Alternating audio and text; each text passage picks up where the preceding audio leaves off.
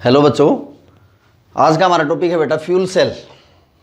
देखो, जैसे फ्यूल नाम से ही पता लग रहा है कि अगर आप कोई चीज़ जलाओगे, जलाने से एनर्जी प्रोड्यूस होती है। After combustion energy is produced. किसी फ्यूल को जलाने से जो एनर्जी प्रोड्यूस होती है ना, उसको हम इलेक्ट्रिक एनर्जी में बदल सकते हैं। ऐसे सेल यहाँ हम पढ़ेंगे, उनको फ्यूल सेल बोलेंगे। तो कैसे डिफाइन करोगे फ्यूल सेल को? और दो सेल्स ऐसे सेल्स हैं in which electric energy is produced. Electric energy is produced by combustion of some fuel. किसी फ्यूल को बर्न करने से, जलाने से जो एनर्जी प्रोड्यूस होगी ना, उसको हम इलेक्ट्रिक एनर्जी में बदल सकते हैं। क्योंकि देखो, जो कंबसन रिएक्शन होती हैं, बहुत लोअर क्लासेस में पढ़ के आए हैं कि कंबसन रिएक्शन भी रिडॉक्स रिएक्शन होती है। और जो इलेक्ट्रोकेमिकल सेल हम पढ़ के आए हैं, ऑक्सीडेशन और रिडक्शन, एनोड और कैथोड पे, वो भी तो एक तरह की रिडॉक्स रिएक्शन है। यानी कि यहाँ जो एनर्जी प्रोड्यूस हुई कंबसन से, जो कि रिडॉक्स रिएक्शन है, उसको हम इलेक्ट्रिक एनर्जी में बदल सकते हैं। ऐसे सेल यहाँ हम पढ़ेंगे, फ्यूल सेल। अब देखो, जो फ्यूल सेल है, जैसे फ्यूल हम जब कोई इसमें जलाएंगे, फ्यूल को यूज़ करेंगे। अब फ्यूल क्या यूज़ कर सकते हैं? फ्यूल आपका हाइड्रोजन भी हो सकता है। Hydrogen can be used as a fuel. Methane भी फ्यूल के तौर पे यूज हो सकता है। CH4 is methane. Methane can also used as fuel. Methanol भी तो हो सकता है। CH3OH ऑर्गेनिक कंपाउंड है। This is also used as fuel. तो इनमें से कोई फ्यूल यूज करके आप इनको जलाने से जो एनर्जी प्रोड्यूस होगी, उसको इलेक्ट्रिक एनर्जी में प्रोड्यूस करोगे। दूसरा क्या जरूरत पड़ेगी? ऑक्सीडेंट की भी तो जरूरत पड़ेगी। ऑक्सीडेंट मतलब ऑक्सीडाइजिंग एजेंट। अब ऑक्सीडाइजिंग एजेंट आप ऑक्सीजन भी यूज कर सकते हो। ऑक्सीजन, ओजोन भी हो सकता है, हाइड्रोजन पेरोक्साइड भी हो सकता है। और क्या यूज करेंगे इसमें? इलेक्ट्रोड्स यूज करेंगे हम, इलेक्ट्रोड्स। और इलेक्ट्रोड जो यहाँ पर हम यूज करेंगे फ्यूल सेल में, यहाँ मैं आपको फ्यूल सेल कराऊंगा, हाइड्रोजन ऑक्सीजन फ्यूल सेल। तो यहाँ जो इलेक्ट्रोड्स यूज की जाएंगे वो कार्बन की बनी होंगी। और कार्बन भी कैसा होगा? Porous carbon. छोटे छोटे पोर्स होंगे इन इलेक्ट्रोड्स में, और उनके अंदर फिल्ड होगा फाइन फॉर्म में प्लेटिनियम या पैलेडियम। उनको ही क्यों यूज करते हैं? प्लेटिनियम ही क्यों यूज किया जाता है? क्योंकि वो हाइड्रोजन गैस का बहुत अच्छा अब्जॉर्बर होता है। इसलिए हम जो इलेक्ट्रोड है कार्बन की बनी हुई है पोरस, उसमें फिल किया जाता है प्लेटिनियम या पैलेडियम कैटलिस्ट के तौर पे। और कैटलिस्ट आपको पता है जो रिएक्शन की स्पीड को चेंज करते हैं। तो फ्यूल सेल में आप क्या यूज करोगे? फ्यूल यूज करोगे। These are some of the fuels. Oxidant use करोगे, मतलब इनके साथ जलाओगे, ऑक्सीडेशन होगा। ऑक्सीजन हम यहाँ पे यूज करेंगे, जैसे हाइड्रोजन ऑक्सीजन फ्यूल। ओजोन भी हो सकता है, हाइड्रोजन पेरोक्साइड भी। और इलेक्ट्रोड्स भी यूज करेंगे हम यहाँ पे। इलेक्ट्रोड्स यूज होंगी कौन सी? इलेक्ट्रोड आप पढ़ के आए हो कि एनोड एंड कैथोड, ये इलेक्ट्रोड यूज करी जाएंगी। और हम क्या यूज करते हैं? जैसे इलेक्ट्रोकेमिकल सेल पढ़ के आए हैं, और हम इलेक्ट्रोलाइट इसमें यूज करते हैं, क्योंकि ये तो बेसिक रिक्वायरमेंट है किसी भी इलेक्ट्रोकेमिकल सेल की। इलेक्ट्रोलाइट जो यहाँ हम यूज करेंगे हाइड्रोजन ऑक्सीजन फ्यूल सेल में, या तो सोडियम हाइड्रोक्साइड या पोटेशियम हाइड्रोक्साइड का कंसंट्रेटेड सॉल्यूशन हम यूज करेंगे। तो ये तो रिक्वायरमेंट है फ्यूल सेल की। फ्यूल सेल में फ्यूल, ऑक्सीडेंट, इलेक्ट्रोलाइट ये यूज करेंगे, और इलेक्ट्रोड ये यूज करेंगे। जो एनोड और कैथोड किसकी बनी होंगी? कार्बन की बनी होंगी। ये बेसिक रिक्वायरमेंट है। अब इसकी कंस्ट्रक्शन बता देता हूँ, इसका डायग्राम मैं बना के आपको बता देता हूँ, और फिर आप सीखोगे कि केमिकल रिएक्शन कैसे होंगी। तो फ्यूल सेल में आप देखोगे, जो फ्यूल सेल है, इसमें इलेक्ट्रोड आपको बताया है कौन सी यूज होती हैं? कार्बन की बनी होती है। बेसिक सा डिजाइन है। जैसे ये आपके पास इलेक्ट्रोड है which is made up of carbon, और ये पोरस है, इसमें छोटे छोटे पोर्स होंगे। और एक इलेक्ट्रोड आपने ये यूज की है कैथोड। ये एक आपके पास इलेक्ट्रोड है कैथोड, जो कि दोनों कार्बन की बनी हुई हैं। और यहाँ हम इलेक्ट्रोलाइटिक सॉल्यूशन फिल करते हैं। इसमें आपको बताया कि इसमें NaOH या पोटेशियम हाइड्रोक्साइड या सोडियम हाइड्रोक्साइड सॉल्यूशन आप फिल कर सकते हो। और ये इलेक्ट्रोड्स हैं आपके पास। ये एनोड है, एनोड पे ऑक्सीडेशन होता है, बहुत सारे लेक्चर्स में डिस्कस करके आए हैं। ये आपके पास इलेक्ट्रोड है कैथोड, जिस पे क्या होगा, रिडक्शन होगा, और यहाँ से गैस पास कराई जाती है हाइड्रोजन गैस, और यहाँ से ऑक्सीजन गैस पास कराई जाती है, ऑक्सीजन गैस, और ये इलेक्ट्रोड आपकी है कैथोड, ठीक है। पॉजिटिव टर्मिनल है, ये नेगेटिव टर्मिनल है। और ये जो इलेक्ट्रोड बताई है ये कि कार्बन की बनी होंगी, कार्बन की इलेक्ट्रोड से, यानी कि कार्बन की ही तो कैथोड है और कार्बन की बनी हुई है एनोड। पोरस है, जिसके अंदर क्या फिल किया जाता है, प्लेटिनियम। तो ये बेसिक साइज का डिजाइन है। हाइड्रोजन गैस पास कराई जाती है एनोड की तरफ से, ऑक्सीजन गैस पास कराई जाती है कैथोड की तरफ से। इलेक्ट्रोलाइट जो हम यूज करते हैं इसमें सोडियम हाइड्रोक्साइड या पोटेशियम हाइड्रोक्साइड का सॉल्यूशन यूज करेंगे। अब देखो केमिकल रिएक्शन क्या होती है, जो भी रिडॉक्स रिएक्शन है उसमें एनर्जी प्रोड्यूस होती है, उसको हम इलेक्ट्रिक एनर्जी में बदल सकते हैं। ये आप इलेक्ट्रोकेमिकल सेल में शुरू से ही पढ़ते आ रहे हो। यहाँ एनोड पे ऑक्सीडेशन होगा, कैथोड पे रिडक्शन होगा। देखो कैसे, एनोड पे क्या होगा, ऑक्सीडेशन होगा। ऑक्सीडेशन किसका होगा, देखो इसमें जो बेसिक रिएक्शन होगी ना, ये होगी हाइड्रोजन ऑक्सीजन के साथ रिएक्शन करके वाटर बनाएगा। ये रिएक्शन है इसकी, ये बेसिक रिएक्शन इसमें बनेगी आपकी। अब देखोगे कि हाइड्रोजन पे चार्ज कितना बेटा, यहाँ पे 0 है, एलिमेंट्री स्टेट में। यहाँ पे हाइड्रोजन पे चार्ज कितना है, +1 है। तो सीधा सीधा दिख रहा है कि हाइड्रोजन का क्या हुआ, ऑक्सीडेशन। तो हाइड्रोजन का तो ऑक्सीडेशन हुआ। ऑक्सीजन पे चार्ज कितना है, 0 है, एलिमेंट्री स्टेट में है। यहाँ पे ऑक्सीजन पे चार्ज कितना है, -2 है, यानी कि ऑक्सीजन पे रिडक्शन होगा। ये कैथोड बनेगी यहाँ पे, और हाइड्रोजन कौन सी इलेक्ट्रोड यहाँ पे यूज होगी, एनोड की तरह यूज होगी। ये है इसका बेसिक मैकेनिज्म।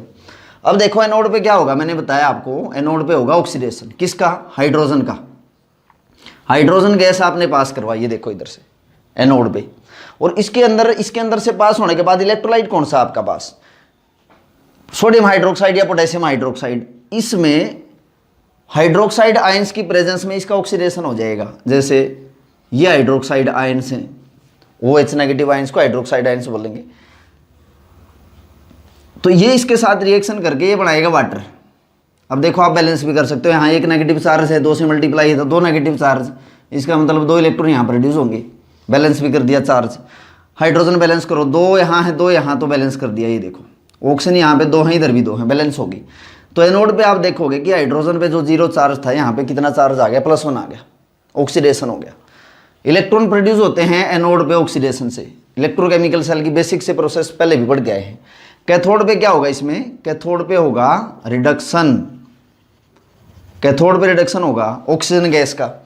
यहाँ 0 चार्ज है ऑक्सीजन पे, -2 आ गया, यानी कि जो ऑक्सीजन है उसका रिडक्शन हो जाएगा। ऑक्सीजन गैस का क्या होगा, reduction by gain of electron. ये देखो इलेक्ट्रॉन यहाँ से आए, तो वाटर की प्रेजेंस में जब इसका हुआ रिडक्शन, ये मैंने लिखा है यहाँ पे। अब 1 मोल वाटर जो यहाँ पे है, ये जैसे वाटर है, वाटर ऑक्सीजन के साथ रिएक्शन करके ये क्या बनाएगा, ये हाइड्रोक्साइड आयन में बदल जाएगा। It will convert into hydroxide. 1/2 mole oxygen water के साथ रिएक्शन करके इलेक्ट्रॉन ये जो आए कहाँ से, एनोड से आए, इलेक्ट्रॉन गेन करने के बाद ऑक्सीजन का क्या होगा, रिडक्शन, और ये किस में बदल जाएंगे, OH नेगेटिव आयन में। तो बैलेंस करो, यहाँ पे जैसे 2 नेगेटिव चार्ज है, इधर भी 2 नेगेटिव चार्ज है। एक ऑक्सीजन एटम का यहाँ एक यहाँ है, तो 2 ऑक्सीजन के एटम हैं, हाइड्रोजन के 2 एटम हो गए यहाँ पे। ओवरऑल इस रिएक्शन में देखेंगे ऑक्सीजन का क्या होगा बेटा, इसमें रिडक्शन, 0 चार्ज, 0 से कितना आ गया, -2 आ गया ऑक्सीजन पे। तो 2 OH नेगेटिव यहाँ पे रिएक्टेंट में है, इधर प्रोडक्ट में कैंसिल हो गए। 2 इलेक्ट्रॉन यहाँ है और 2 इलेक्ट्रॉन यहाँ कैंसिल आउट हो गए। तो अब देखो ओवरऑल प्रोडक्ट क्या बना, hydrogen gas H2 + 1/2 mole of oxygen gas. यहाँ वाटर के 2 मॉलिक्यूल है, इधर कितना है, 1, तो इधर कितने बच गए, 1 वाटर का मॉलिक्यूल बचा। तो आप देखोगे कि इस रिएक्शन में हाइड्रोजन का ऑक्सीडेशन हुआ है और ऑक्सीजन का क्या हुआ है, रिडक्शन बना है, और प्रोडक्ट क्या बना बेटा, इसमें ओवरऑल वाटर बना है। ये जो फ्यूल सेल है, इस फ्यूल सेल को मैं बोल रहा हूँ hydrogen oxygen fuel cell. Hydrogen oxygen fuel cell यहाँ पे बोला गया है क्योंकि हाइड्रोजन को जलाया गया है ऑक्सीजन की प्रेजेंस में, और जो एनर्जी इसमें प्रोड्यूस हुई उस एनर्जी को हम इलेक्ट्रिक एनर्जी में यहाँ पे कन्वर्ट कर रहे हैं। तो this is our fuel cell. Anode पे ऑक्सीडेशन हुआ, कैथोड पे रिडक्शन हुआ है। इलेक्ट्रोलाइट आपने कौन सा यूज किया, इसमें इलेक्ट्रोलाइट यूज किया है सोडियम हाइड्रोक्साइड और पोटेशियम। तो बेटा नेक्स्ट टॉपिक है आपका कोरोजन। इससे पहले हमने फ्यूल सेल पढ़ा है, बहुत आसान है। Fuel cell is very important topic for board exam. देखो कोरोजन क्या होता है, लोअर क्लासेस से ही पढ़ के है कि कोरोजन होता क्या है। देखो जैसे आपके पास कोई मेटल है, ओपन एटमॉस्फेयर में कोई मेटल आपके पास है, तो एटमॉस्फेयर में बहुत सारी गैसेज होती हैं, बहुत सारी गैसेज, जैसे सल्फर डाइऑक्साइड है, कार्बन डाइऑक्साइड है, इसके अलावा और भी बहुत सारी गैसेज हैं, हाइड्रोजन सल्फाइड है। तो एटमॉस्फेयर में जो बहुत सारी गैसेज प्रेजेंट हैं, वो गैसेज मेटल के ऊपर अटैक करके उसको धीरे धीरे खा जाती हैं, इसी को हम कोरोजन बोलेंगे। और मेटल को किस में बदल देंगी, मेटल को उसको उस ऑक्साइड में बदल सकती हैं, सल्फाइड में बदल सकती हैं, सल्फेट में बदल सकती हैं, कार्बोनेट में बदल सकती हैं, इसी को कोरोजन बोलते हैं। तो what is corrosion, basically metal को क्या करेंगी, एटमॉस्फेयर में जो गैसेस प्रेजेंट हैं धीरे धीरे मेटल के ऊपर अटैक करके मेटल को उसके ऑक्साइड, सल्फाइड, कार्बोनेट या सल्फेट में बदल देंगी और धीरे धीरे उसको मेटल को खा जाएंगी या खराब कर देंगी। This is known as corrosion. तो कैसे डिफाइन करोगे, slowly eating of metal, slowly eating of metal by the gases present in atmosphere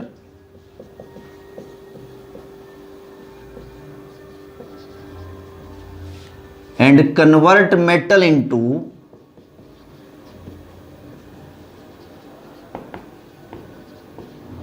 its oxide, sulfides, carbonates या सल्फेट्स, इसी को हम कोरोजन बोलते हैं। तो मेटल को धीरे धीरे गैसेस जो एटमॉस्फेयर में प्रेजेंट हैं वो धीरे धीरे उसको खराब कर देती हैं और मेटल को उसके ऑक्साइड में, सल्फाइड या कार्बोनेट या सल्फेट्स में उसको कन्वर्ट कर देंगे। इसको हम क्या बोलेंगे, कोरोजन बोलेंगे। कोरोजन एक जनरल टर्म है जो मेटल्स के लिए हम यूज करते हैं। तो अब यहां अगर आयरन का एग्जांपल ले लें, आयरन जो है, आयरन के जो कोरोजन है उसके लिए टर्म यूज होती है rusting of iron, rusting of iron. Iron के लिए स्पेशल टर्म यूज की है रस्टिंग, वैसे तो जनरल टर्म तो क्या है, कोरोजन है। तो यहां हमें रस्टिंग ऑफ आयरन पढ़नी है जो कि कोरोजन में ही आता है। और जो रस्टिंग ऑफ आयरन होगी ना, ये जिस थ्योरी के ऊपर बेस्ड है, रस्टिंग ऑफ आयरन थ्योरी जो रहेगी ना, यहाँ पे इलेक्ट्रोकेमिकल सेल थ्योरी होगी, electrochemical cell theory of corrosion. बहुत इंटरेस्टिंग टॉपिक है, बहुत अच्छा है, बेसिक बातें आप समझोगे इसमें। जो लोहे को जंग लगता है वो इलेक्ट्रोकेमिकल सेल थ्योरी के ऊपर बेस्ड है। और इलेक्ट्रोकेमिकल जो सेल होते हैं उसमें होता क्या क्या है, उसमें इलेक्ट्रोलाइट्स होते हैं बेटा, जैसे अभी इससे पहले फ्यूल सेल बताया है। उसमें इलेक्ट्रोड होती है एनोड, उसमें इलेक्ट्रोड होते हैं कौन, कैथोड। यही बेसिक 3 रिक्वायरमेंट हैं किसी भी इलेक्ट्रोकेमिकल सेल के लिए। इलेक्ट्रोकेमिकल सेल, इलेक्ट्रोड पोटेंशियल, ये सारी बातें पढ़ के आए हैं। तो जो कोरोजन है, रस्टिंग ऑफ आयरन है, ये इलेक्ट्रोकेमिकल सेल थ्योरी के ऊपर बेस्ड है। कई बार यही क्वेश्चन बोर्ड में ऐसे पूछा जाता है, explain the electrochemical cell theory of rusting of iron, ये electrochemical cell theory of corrosion. तो इसको हम पढ़ेंगे, electrochemical cell theory of corrosion या रस्टिंग ऑफ आयरन के लिए। आयरन जो है, आयरन खराब हो जाता है अगर मेटल आयरन को हम बाहर ओपन एटमॉस्फेयर में छोड़ देंगे, तो धीरे धीरे आप देखोगे कि इसमें रस्ट बन जाती है और मेटल धीरे धीरे खराब हो जाता है। तो इलेक्ट्रोकेमिकल जो सेल थ्योरी है वो हम पढ़ेंगे यहाँ पे, electrochemical cell theory for rusting of iron, rusting of iron. देखो मैंने बताया कि एक तो इसमें इलेक्ट्रोलाइट की जरूरत पड़ेगी। सपोज ये आपके पास आयरन है, आयरन की कोई सरफेस है आयरन, और ओपन एटमॉस्फेयर में आयरन को खुला छोड़ देंगे तो क्या होगा कि जैसे ये वाटर की ड्रॉप है इस आयरन के ऊपर आ गई, ये एक वाटर की ड्रॉप है, वाटर है आयरन की सरफेस के ऊपर। ये आयरन क्या करेगा, जो इसके ऊपर वाटर के मॉलिक्यूल हैं, ये वाटर के मॉलिक्यूल हैं, ये वाटर का जो मॉलिक्यूल है ये अपने अंदर CO2 गैस या ऑक्सीजन गैस को डिजोल्व कर लेगा। देखो आयरन का आर्टिकल है कोई भी, इसके ऊपर वाटर की ड्रॉप है, वाटर क्या करेगा, वाटर अपने अंदर CO2 और ऑक्सीजन गैस को डिजोल्व कर लेगा। तो इलेक्ट्रोलाइट इसी में बनेगा कि जैसे वाटर है आयरन की सरफेस के ऊपर, CO2 गैस के साथ रिएक्शन करने के बाद ये बदल जाएगा H2CO3 में, और H2CO3 क्या है, कार्बोनिक एसिड, और यही इलेक्ट्रोलाइट है। तो इलेक्ट्रोलाइट तो ये बन गया हमारा, कौन है, कार्बोनिक एसिड। कार्बोनिक एसिड क्या बन गया बेटा यहाँ पे, इलेक्ट्रोलाइट। और कार्बोनिक एसिड वीक एसिड है। कार्बोनिक एसिड किस तरह की एसिड है, वीक एसिड है, और ये क्या प्रोड्यूस करेगी, H+ आयन प्रोड्यूस करेगी और कार्बोनेट आयन प्रोड्यूस करेगी। तो पहला काम तो हो गया हमारा इलेक्ट्रोलाइट्स बनने का, कि इलेक्ट्रोलाइट कौन बना, इसमें कार्बोनिक एसिड बन गया, क्योंकि इलेक्ट्रोलाइट बनेगा, एनोड बनेगी और कैथोड बनेगी, मैंने जैसे आपको बताया है।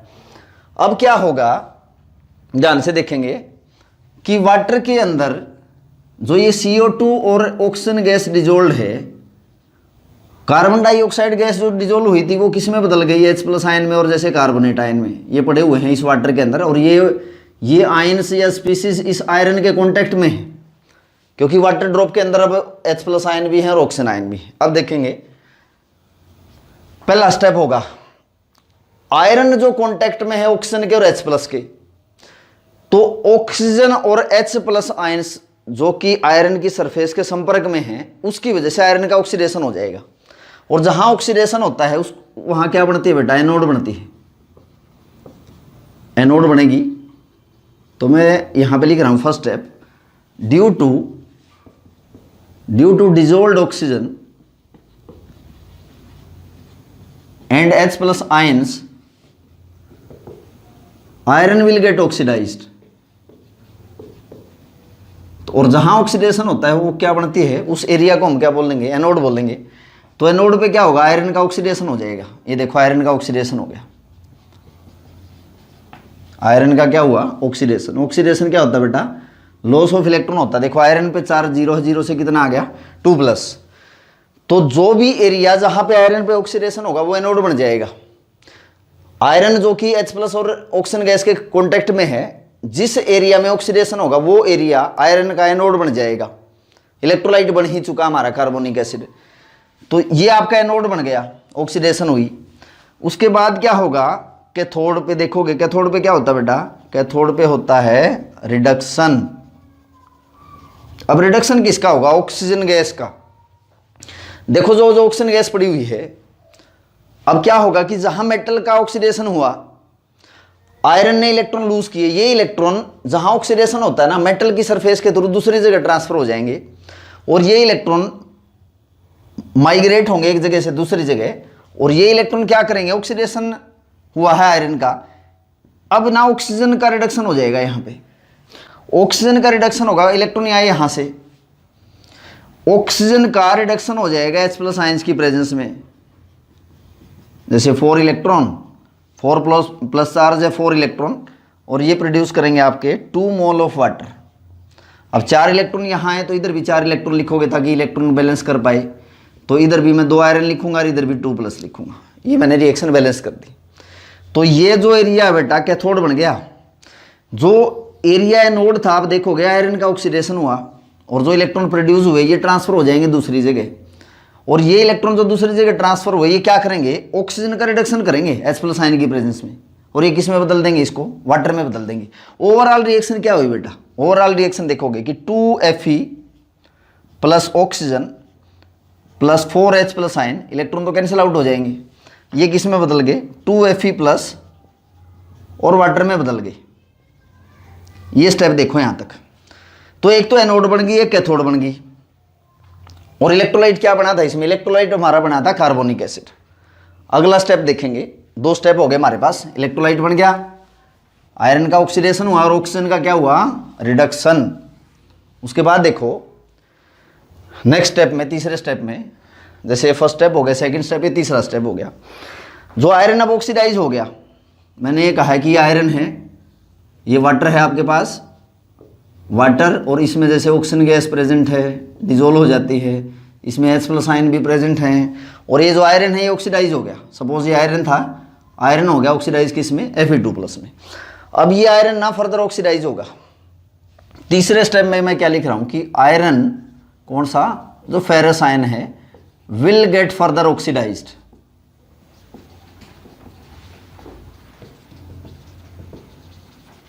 Due to oxygen. जो वाटर के अंदर ऑक्सीजन प्रेजेंस है, इसकी वजह से आयरन का फर्दर अब क्या होगा, ऑक्सीडेशन हो जाएगा। ये आयरन है आपके पास, आयरन का फर्दर ऑक्सीडेशन अगर होता है, जैसे half mole of oxygen water की प्रेजेंस में, ये बदल जाएगा फेरिक ऑक्साइड में Fe2O3। ये Fe2+ है और ये फेरिक ऑक्साइड में कन्वर्ट हो गया और H+ आयन यहाँ पे प्रोड्यूस हुए। बैलेंस कर दो इसको, जैसे 2 आयरन के एटम हैं तो 2 आयरन के एटम इधर हैं, ऑक्सीजन 3 है तो 2 वाटर के मॉलिक्यूल हैं तो 2 ऑक्सीजन यहाँ हो गया, हाफ मॉलिक्यूल ऑक्सीजन का तो 1 एटम यहाँ से आ जाएगा। तो H+ आयन देखोगे कितने प्रोड्यूस होंगे, 4 H+ आयन प्रोड्यूस होंगे। तो बेटा जो फेरस आयन यहाँ प्रोड्यूस हुए थे, ये क्या करेंगे, डिजोल्व जो ऑक्सीजन है ना, ये फर्दर ऑक्सीडाइज करेगी आयरन को, आयरन को फर्दर ऑक्सीडाइज करेगी। फेरस से किस में ले गई, Fe2O3, क्योंकि यहाँ पे चार्ज आयरन पे कितना है, +3 है। तो आयरन का फिर फर्दर ऑक्सीडेशन इसमें हो गया और आयरन किस में बदल गया, फेरिक ऑक्साइड में बदल गया। Iron is converted into ferric oxide. Fe2O3 क्या है बेटा, फेरिक ऑक्साइड इसको हम बोलते हैं। फेरिक मतलब आयरन पे चार्ज कितना, +3 है। नेक्स्ट स्टेप क्या होगा, अब जो ये फेरिक ऑक्साइड है ना, इसकी हाइड्रेशन होगी। हाइड्रेशन लास्ट स्टेप है ये इसका, hydration of ferric oxide to form hydrated ferric oxide. Hydrated ferric oxide, और जो हाइड्रेटेड फेरिक ऑक्साइड होता है इसी को रस्ट बोलते हैं। आप देखोगे जब आयरन खराब हो जाता है उसके ऊपर से ना ब्राउन कलर की ऐसे पील सी उतर जाती है। तो अब क्या होगा, जैसे मैंने लिखा है हाइड्रेटेड फेरिक, ये आपके पास फेरिक ऑक्साइड बना, इसकी हाइड्रेशन होगी। Fe2O3 is ferric oxide. X number of water molecule definite नहीं है, क्योंकि एक्स लिखा है, कोई अगर मॉलिक्यूल लिखे हो 5, 6 वो तो डेफिनेट है, तो ये डेफिनेट नहीं है वाटर के मॉलिक्यूल। तो मैं इसमें लिखूंगा Fe2O3 XH2, और इसको हम क्या बोल देंगे, ये केमिकल फॉर्मूला है रस्ट का। तो ये कंप्लीट थ्योरी है बेटा आयरन की रस्टिंग की। अब आप देखोगे कि आयरन की जो रस्टिंग हुई ना, उसमें मेन रोल तो ऑक्सीजन और H+ का है। जैसे मैंने बताया कि आयरन का ना ऑक्सीडेशन हुआ शुरू में, जैसे बताया था आपको, आयरन का ऑक्सीडेशन हुआ ऑक्सीजन और H+ आयन की प्रेजेंस में, और ये आयरन ऑक्सीडाइज हो गया। अब देखो आयरन का अगर ऑक्सीडेशन ही नहीं होगा, अगर आयरन का ऑक्सीडेशन ही ना हो तो रस्टिंग ही नहीं होगी। तो अगर हमें आयरन आर्टिकल को, जो भी चीज़ आयरन से बनी हुई है, उसको अगर कोरोजन से बचाना है ना, तो हमें क्या करना पड़ेगा, उसको एसिडिक मीडियम से दूर रखना पड़ेगा, ये H+ आयन मिनिमाइज हों।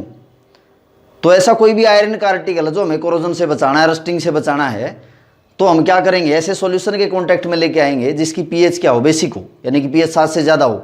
9 या 10 pH बहुत अच्छी pH है, जिस पे आयरन ईजिली खराब नहीं होता।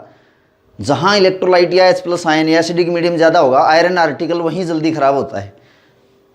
तो आयरन का पहले ऑक्सीडेशन होगा किसमें, Fe2+ में, ये फिर आगे फिर ऑक्सीडाइज हो गया था किसमें, Fe3+ में। कंक्लूजन बता रहा हूँ बेटा। फिर ये Fe3+ फर्दर किस में कन्वर्ट हो गया था, Fe2O3 में, और हाइड्रेटेड फेरिक हाइड्रेशन होने के बाद ये किस में बदल गया, हाइड्रेटेड फेरिक ऑक्साइड में। तो ये कंप्लीट थ्योरी है, और इस थ्योरी को हम बोलते हैं इलेक्ट्रोकेमिकल सेल थ्योरी। इलेक्ट्रोलाइट कौन बना, कार्बोनिक एसिड। कैसे बना, कार्बन डाइऑक्साइड वाटर में डिजोल्व होगी, कार्बोनिक एसिड बनी। ऑक्सीजन जो वाटर में प्रेजेंट होती है, ऑक्सीजन और H+ आयंस की प्रेजेंस में आयरन का ऑक्सीडेशन हुआ, वो रीजन एनोड बन गया था, क्योंकि एनोड पे ये ऑक्सीडेशन होता है। फिर इलेक्ट्रॉन माइग्रेट हुए दूसरी जगह, फिर क्या करेंगे, वो इलेक्ट्रॉन ऑक्सीजन का रिडक्शन करेंगे जाके H+ आयन की प्रेजेंस में। क्या बना, वहाँ पे वाटर प्रोड्यूस हुआ था, और आयरन फिर फर्दर आगे ऑक्सीडाइज हुआ था फेरिक आयन में, जिसके हाइड्रेशन होने के बाद क्या किस में कन्वर्ट हो गया था, हाइड्रेटेड फेरिक ऑक्साइड, जिसको हम क्या बोलते हैं, रस्ट बोलते हैं। तो this is our complete topic corrosion, which is based on electrochemical cell theory. Thank you students.